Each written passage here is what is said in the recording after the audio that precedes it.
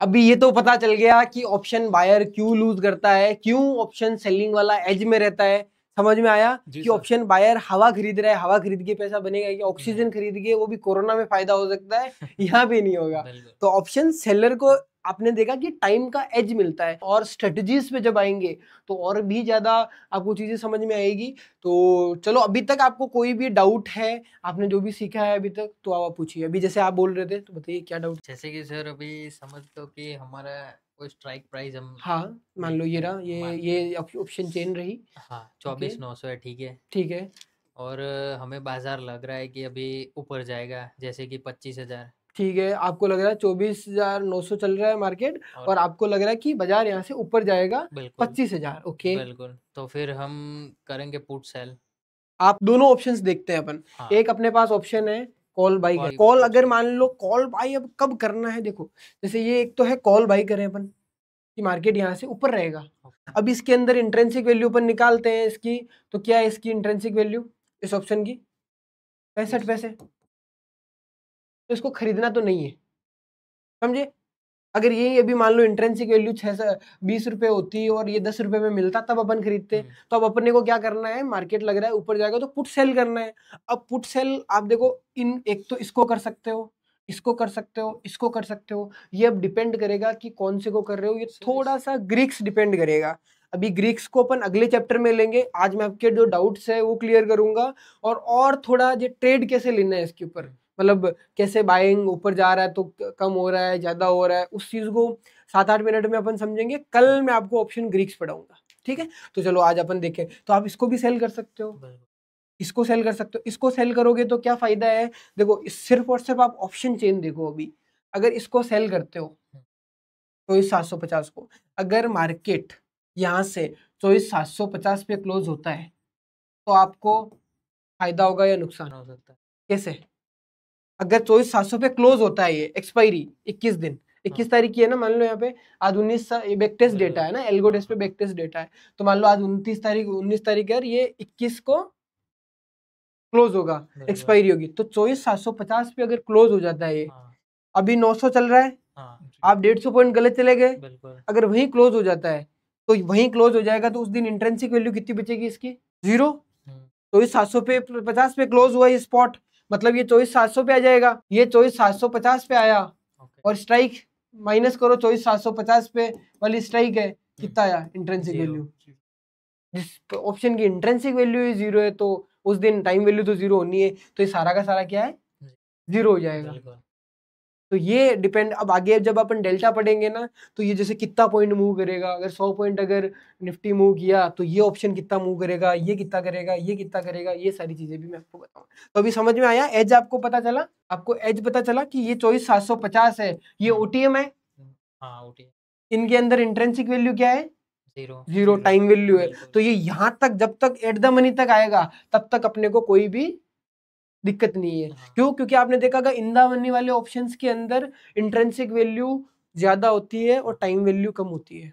अपन आपने data sheet वो निकाली, उससे पता चला होगा आपको कि ये देखो ये ऑप्शंस है, इनके अंदर क्या होता है, या इधर वाले ये दोनों बराबर है ना, ये इसके इन द मनी है, ये इसके इन द मनी है कॉल्स के। तो इनमें आपने देखा होगा टाइम वैल्यू कम होती है, इंट्रिंसिक वैल्यू ज्यादा होती है ना। तो ये इस ऑप्शन को भी सेल कर सकते हो। अगर मार्केट 850 पे भी क्लोज होता है तो भी ये और सर हर बाई चांस मान लो 25,000 चला गया, तो अगर 25,000 पे बाजार क्लोज हुआ एक्सपायरी पे, या 25,000 माइनस 24, 600, 700 को माइनस में आई ना वैल्यू, मतलब ये पॉजिटिव में आई है मुझे पर है ना। जैसे पुट का जब निकालते हैं ना अपन इंट्रिंसिक वैल्यू, तो वो माइनस में आ जाता है, इसको उससे माइनस करते हैं। बट आप ये उम्मीद रखिए ना, अपन ने ओटीएम्स की सबकी वैल्यू 0। भाई झूठ है ना ये। 25,000 पे क्लोज हुआ बाजार, और 24,700 का पुट, 24,700 के लिए तो झूठ है वो, कि 24,700 से नीचे होता तब उस कॉन्ट्रैक्ट की कुछ वैल्यू होती ना, तो वो तो 25,000 पे चला गया, तो इसकी 0 नहीं है। तो क्या सर हम एक क्वेश्चन पूछ सकते हैं, जैसे कि हमें ट्रेड तो फिर या एट द मनी पे या इन द मनी पे? हाँ नहीं, या तो एट द मनी पे या आउट ऑफ मनी पे। इन द मनी पे नहीं करेंगे, क्यों? क्योंकि वहाँ टाइम का बेनिफिट कम है, वहाँ डायरेक्शन का बेनिफिट है। अगले वीडियो में जब अपन डायरेक्शन पे बात करेंगे तो डायरेक्शन से आपको पता चलेगा। जैसे और मैं आपको एग्जांपल देता हूँ कि इसमें ट्रेड कैसे लेते हैं। पहले तो मान लो 19 तारीख थी, ठीक है, ये टेस्टिंग है ना, अभी जैसे यहाँ पे बाजार खुलता है मान लो 9:15 21 मिनट, ठीक है, 9:21 है, यहाँ पे कॉल्स है, ये यहाँ पे पुट्स है, ठीक है।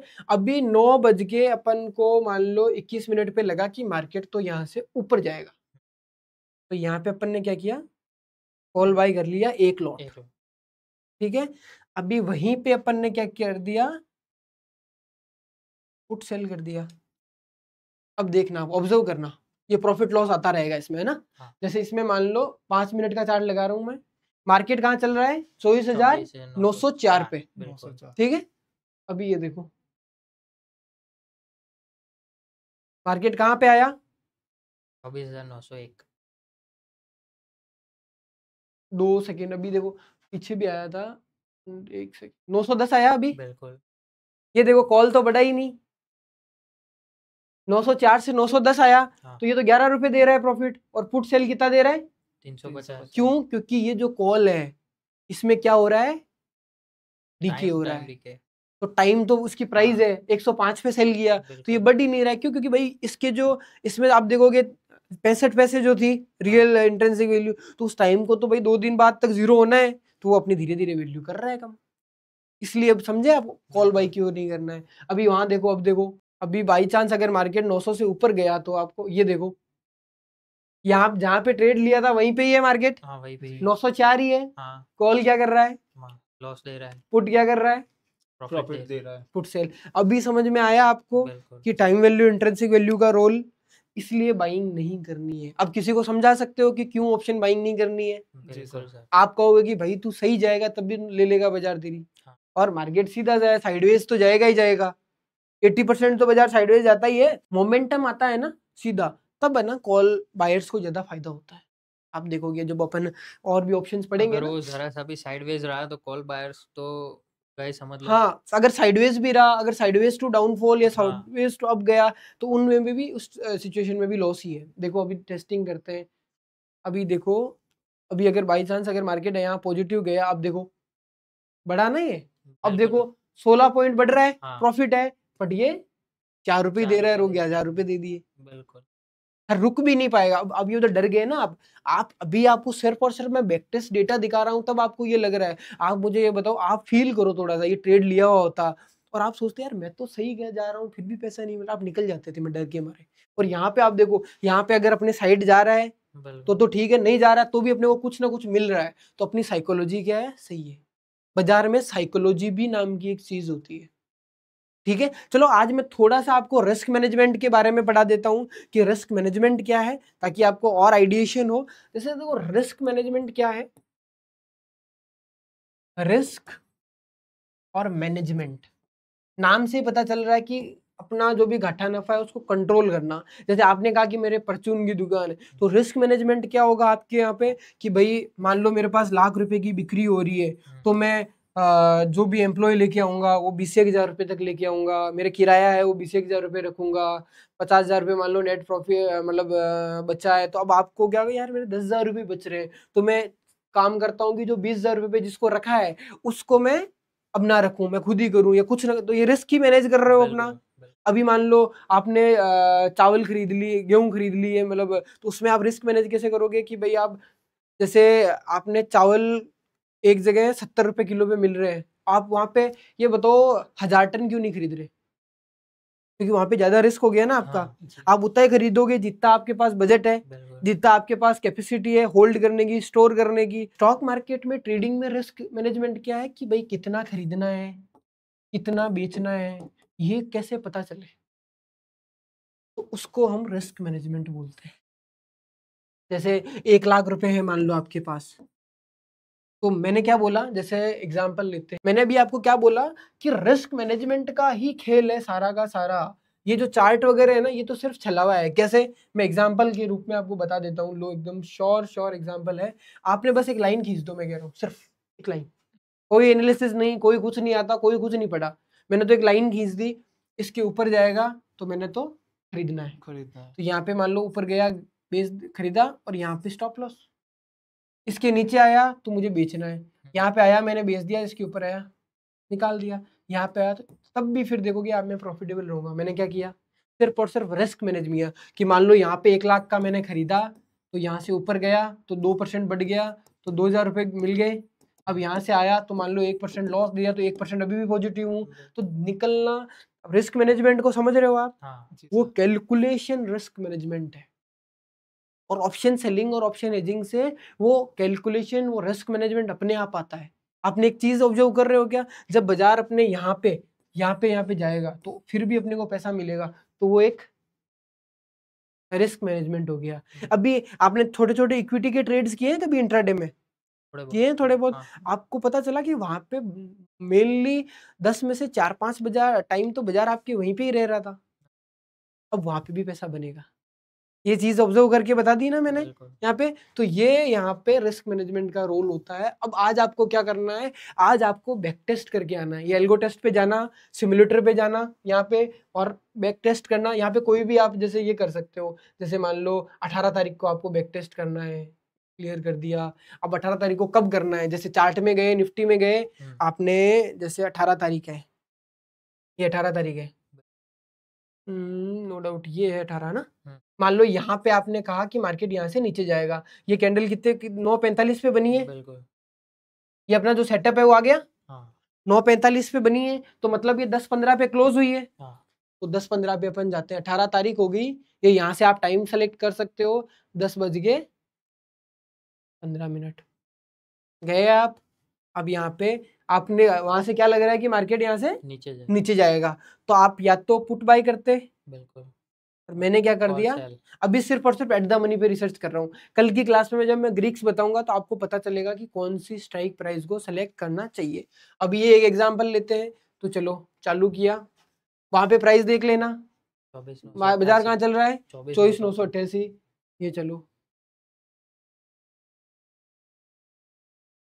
मार्केट कहाँ पे है, 10-12 पॉइंट मिल रहे हैं। ये पुट बाय कितना दे रहा है, 270, और ये 1000। तो ये क्यों गिरा, वो ज्यादा क्यों नहीं दे रहा, क्योंकि एट द मनी में क्या होती है, सबसे ज्यादा टाइम वैल्यू होती है, तो वो टाइम वाली गिरा रही है।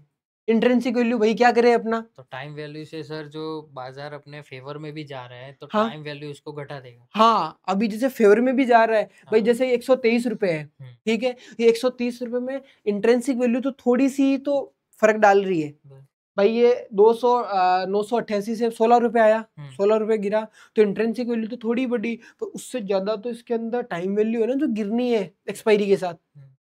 अभी आपको पता चलेगा बाइंग में भी प्रीमियम बढ़ता है अगर बहुत मैसिव अपने साथ। अभी देखो 40 पॉइंट दे दिया, फिर भी कुछ बढ़ा ही नहीं। और ये देखो, अब एक चीज ऑब्जर्व करा, बाजार अपन ने लिया था उससे 20 पॉइंट नीचे है, बट जिसने पुट बाई किया उसको 7 रुपए लॉस दे रहा है, और जिसने सिर्फ और सिर्फ कॉल सेल किया, मैं तो सही नहीं गया, मैं तो गलत गया हूँ, पैसा बन गया इधर। अब किसी ने पुट सेल किया होता, मान लो वो गलत गया 30 पॉइंट, तो फिर भी उसको कोई नुकसान नहीं हुआ। ये ऐसा काम कहाँ है जहाँ गलती भी करते हैं सजा भी नहीं मिलती, ये तो फायदा है ना। तो ये ब्यूटी है ऑप्शन सेलिंग की, जो लोगों को पता नहीं है। यू आर रियली, मैं बोलूंगा आप किस्मत वाले हो कि डायरेक्ट ऑप्शन सेलिंग से चालू कर रहे हो। अभी समझ में आया, एज चीजें समझ में आ रही है आपको अंकुर जी, आप इनसे भी बिगनर हो, आपको तो समझ में आया जो मैं बोल रहा हूँ। चलो ठीक है। अभी और इसमें देखो, यहाँ पे आप फंड भी 2,25,000 डलेगा। अभी मैं आपको बताऊंगा कि कैसे फंड भी कम लगेगा जब स्प्रेड्स पड़ेंगे ना। इससे अगला ग्रीक्स से आगे अपन स्प्रेड्स बनेंगे कि भाई ट्रेड लेना कैसे। अभी तक तो बाइंग सेलिंग होती क्या है ये समझाने का मेरा तात्पर्य था। अभी तक मुझे ये बताओ, आपको क्लियर हुआ कॉल ऑप्शन पुट ऑप्शन क्या है, ऑप्शन सेलिंग समझ में आई, ऑप्शन बाइंग क्या है जहां पे अपन ऑप्शंस को बाई करके ट्रेड करते हैं, ऑप्शन सेलिंग क्या है जहां पे ऑप्शंस को सेल करके ट्रेड करते हैं। तो आपने देखा होगा कि भाई ऑप्शन बाइंग के ये डिफरेंसेस है, ऑप्शन सेलिंग के ये डिफरेंसेस है। यहाँ पे अपन अपने को टाइम का साथ में मिलता है, ऑप्शन बाइंग में टाइम का अगेंस्ट मिलता है। तो आपका यही होमवर्क है, आप थोड़ा बैक टेस्ट करके आना कि जहाँ पे एकदम मैसिव मूव आया वहाँ पे आपको क्या रिटर्न मिला, ऑप्शन बाइंग में, सेलिंग में क्या मिला, मेजरली आपके साथ हो क्या रहा है, ये सारी चीजें आपको पता होनी चाहिए। और आज के लिए इतना ही। अभी आपको कोई डाउट्स है तो आप पूछो, फिर मिलते हैं कल।